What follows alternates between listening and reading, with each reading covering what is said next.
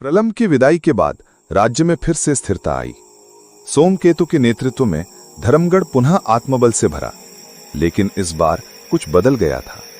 ये बाहर की जीत नहीं, बल्कि भीतर के युद्ध का अनुभव था।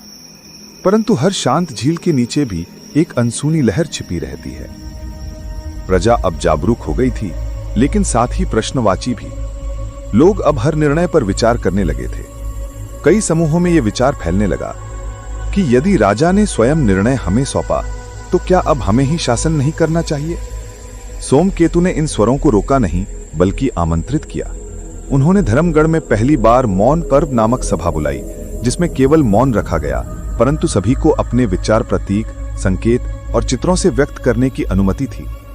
इस अद्वितीय प्रयोग ने सबको चौंका दिया। संवाद शब्दों के बिना, केवल भावना और विवेक से। सभा में एक युवा चित्रकार रेविका ने एक चित्र प्रस्तुत किया, जिसमें धर्मगढ़ आधा उज्जवल था और आधा छाया में। उसके बीच खड़ा था एक बालक, जिसकी आंखें बंद थीं। राजा ने पूछा, यह चित्र क्या कहता है?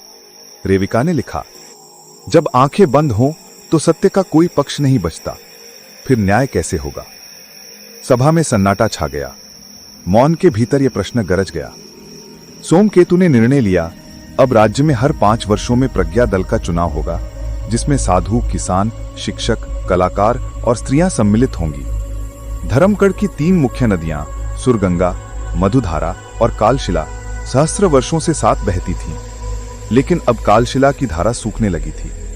वनवासी बताते कि पहाड़ों में किसी ने फिर तांत्रिक प्रयोग आरंभ कर दिए हैं। गुप्तचर दल ने बताया कि एक नया संप्रदाय त्रैसिक जन्म ले चुका है, जो कहते हैं प्रकृति पर अधिकार ही मुक्ति है। इनका नेता वरुणाक्ष था, जो कभी ऋषि दयानंद का ही शिष्य था, पर ज्ञान को शक्ति बनाने के मोह में पड़ गया। ऋषि दयानंद अब अतिवृद्ध हो चुके थे। उन्होंने सोमकेतु को अंतिम बार बुलाया और कहा, अब धर्मगढ़ को राजा नहीं, ज्ञानी योद्धा चाहिए, जो संवाद भी कर सके और संघर्ष भी। उन्होंने सोमकेतु को वाक्य अस्त्र की दीक्षा दी। ये वो मंत्र था जिससे विचार को शब्द में ढालकर उसे अस्त्र बनाया जा सकता था। इससे झूठ, क्रोध और भ्रम स्वयं नष्ट हो जाते। वरुणाक्ष ने त्रिवेणी के संगम पर एक यज्ञ रखा, जिसमें उसने मंत्र के स्थान पर मंत्रहंता ध्वनि का प्रयोग किया। भूमि कांप उठी, जल उल्टा बहने लगा। राजा सोमकेतु वहां स्वयं पहुंचे, पर हाथ में कोई शस्त्र नहीं, केवल एक मंत्र पुस्तिका। दोनों के बीच कोई युद्ध नहीं हुआ, बल्कि संवाद हुआ, पर हर शब्द अग्नि सा भारी। वरुणाक्ष, तुम्हारा मौन तुम्हारी कमजोरी है। सोमकेतु, और तुम्हारा शोर तुम्हारा डर।